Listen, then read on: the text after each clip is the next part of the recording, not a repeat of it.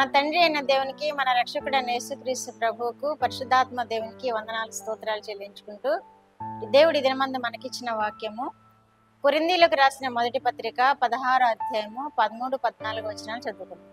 మెలకువగా ఉండుడి, విశ్వాసమందు నిలుకడగా ఉండుడి, పౌరుషము గలవారై ఉండుడి, బలవంతులై ఉండుడి, మీరు చేయు కార్యములన్నీ ప్రేమతో చేయుడి. దేవుడి వాక్యం ద్వారా మనల్ని దీవించు. మెలకువగా ఉండుడి అంటున్నాడు దేవుడు. మనం మెలకువగా ఉండి దేవుని కృప కొరకు కనిపెట్టుకోవాలి, దేవుని రాకడ కొరకు కనిపెట్టుకోవాలి. మెలకువగా ఉండుడి అంటున్నాడు. విశ్వాసం అందు నిలుకడగా ఉండుడి అంటున్నాడు. మనం ఏమాత్రం జాగరూకులమై ఉన్నామా? విశ్వాసం ముందు తప్పిపోతాము. దేవుడు ఎప్పుడు వస్తాడో తెలియదు, ఎప్పుడు తన వారిని తీసుకుపోతాడో తెలియదు. అందుకే మెలకువగా ఉండుడి, విశ్వాసం అందు నిలుకడగా ఉండుడి అంటున్నాడు అపోస్తలుడైన పౌలు కొరింథీయులకు తెలియజేస్తూ, నేడు మన ప్రభు అయిన మన రక్షకుడైన యేసుక్రీస్తు ప్రభు వారు మనతో ఈ మాటలు మాట్లాడుతున్నారు. మెలకువగా ఉండుడి అంటున్నాడు. మనం మెలకువగా ఉంటేనే ఆయన పిలుపుని మనం వినగలుగుతాం, ఆ కడబోర శబ్దాన్ని మనం వినగలుగుతాం. బుద్ధిగల కన్యకులు మెలకువగా ఉండి దేవుని కృప కొరకు కనిపెట్టుకున్నారు. వారు పెండ్లి కుమారుని ఎదుర్కొన్నారు. అలాగే మెలకువగా ఉన్న అనేక మంది దేవుని కృప కొరకు కనిపెట్టుకున్న వారు దేవుని కృప పొందుకున్నారు. వారు దేవుని ఆశీర్వాదాలు పొందుకున్నారు. కాబట్టి మనము ఈ వాక్యం ద్వారా మనం నేర్చుకోవాల్సింది మెలకువగా ఉండాలి అని మనం నేర్చుకుంటున్నాం. విశ్వాసమందు నిలుకడగా ఉండాలి అని మనం నేర్చుకుంటున్నాం.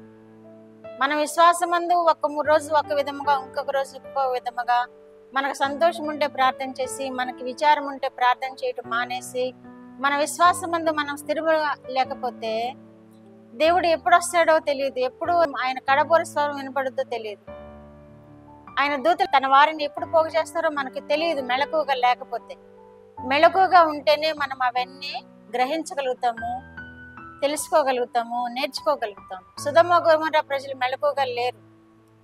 నినివే ప్రజల్ని హెచ్చరించినప్పుడు వారు మెలకువతో దేవుని కృప కొరకు కనిపెట్టుకున్నారు.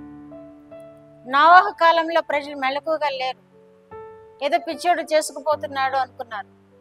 కాబట్టి వారు ఉగ్రతను ఎదుర్కొన్నారు. ఎవరైతే మెలకువగా ఉండరో వారు ఉగ్రతలను ఎదుర్కొంటారు. మనం అలా ఉండకూడదు. మనం మెలకువగా ఉందాం, విశ్వాసమందు నిలుకడగా ఉందాం, ప్రార్థన ఎందు పట్టుదల కలిగి ఉందాం, ప్రార్థన చేయడంలో వెనుకడుగు వేయకుండా ఉందాం, పౌరుషము గలవారై ఉండుడి అంటున్నాడు వాక్యం. మన యేసుక్రీస్తు ప్రభువారి కోసం మనం పౌరుషం గలవారై ఉంటాం. మన యేసుక్రీస్తు ప్రభువారి చెంతన ఉండడానికి మనము రోషంతో ఆయన వద్దకు వెళ్ళడానికి, రోషంతో ఆయన ఎదుర్కొందాం, పట్టుదలతో ఆయన ఎదుర్కొందాం. లోకం పరిస్థితులు భయంకరంగా ఉన్నాయి. ఈ మధ్య జార్ఖండ్ ప్రజల గురించి మనం చూస్తూ ఉన్నాం, వింటూ ఉన్నాం. అక్కడ క్రైస్తవుల కొరకు మనం ప్రార్థన చేద్దాం. దేశంలో క్రైస్తవుల కొరకు మనం ప్రార్థన చేద్దాం.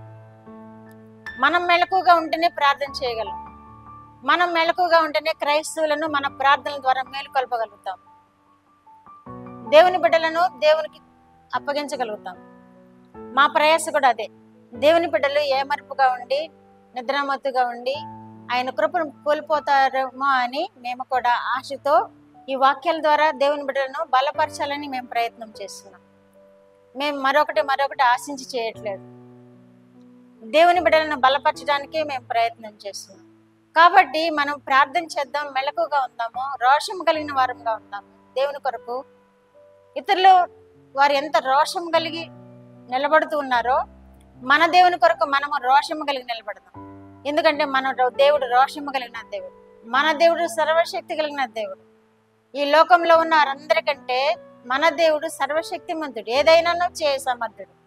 కాబట్టి ఆయన కొరకు మనం మెలకువగా ఉండి మన విశ్వాసాన్ని కాపాడుకుని మనం రోషం కలిగిన వారి వల్ల ఆయన కొరకు జీవించినప్పుడు మనము ఆయనను ఎదుర్కొంటాము. మనతో పాటు మన సహోదర సహోదరులను ఆయనను సమీపమునకు నడిపించగలుగుతాం. ఆయన కృప కొరకు కనిపెట్టుకునే వారముగా సిద్ధపరచగలుగుతాం. మీరు చేయనంత ప్రేమతో చేయుడి అంటున్నాడు. మనము ప్రేమతో చేయాలి. ఇతరుల కొరకు ఏదైనా సహాయపడాలి అంటే నేను కూడా ఈ వాక్యాలన్నీ దేవుని ప్రేమ చూపించడానికి నేను కూడా ప్రేమతోనే చేస్తున్నాను. మనము ప్రేమతోనే ప్రజలను ఆకర్షించుకుంటాం. ప్రేమ లేకపోతే మనం ఏమి చేయలేం. మీరు చేయనదంతా ప్రేమతో చేయడం అంటున్నాడు వాక్యం. మనము కూడా మనం చేసేదంతా ప్రేమతో చేద్దాం, రోషం కలిగి జీవిద్దాం, విశ్వాసం కాపాడుకుందాం. మన కొరకు దాచి ఉంచిన నీతి కిరీటాన్ని మనము పొందుకుందాం.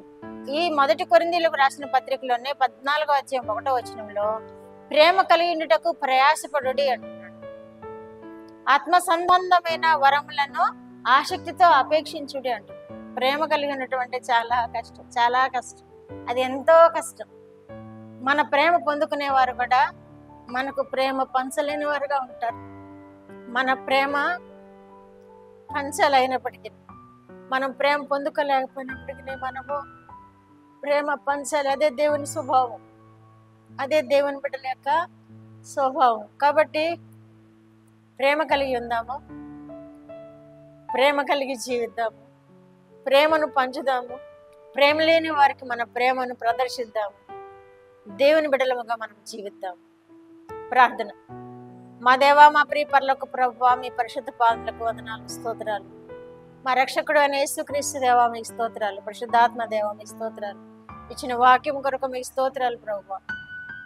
వినుచున్న బిడ్డలు కూడా ప్రభువా, క్రీస్తు యేసు ప్రేమ కలిగిన ఆయన, క్రీస్తు యేసు కొరకు కనిపెట్టుకుని వారి జీవితంలోనూ మా ప్రభువా ఆశీర్వాదకరమైన జీవితములుగా ఉంచుకోగలిగినట్లు విశ్వాసమందు నిలుకుడగా ఉన్న బిడ్డలుగా చేసుకొని మీరు మహిమ పొందమని, కుటుంబాలను ఆశీర్వదించమని యేసుక్రీస్తు వారి పేరిటి మనవులు మీ పాదముల మీద వేడుకుంటున్నాను పరమ తండ్రి.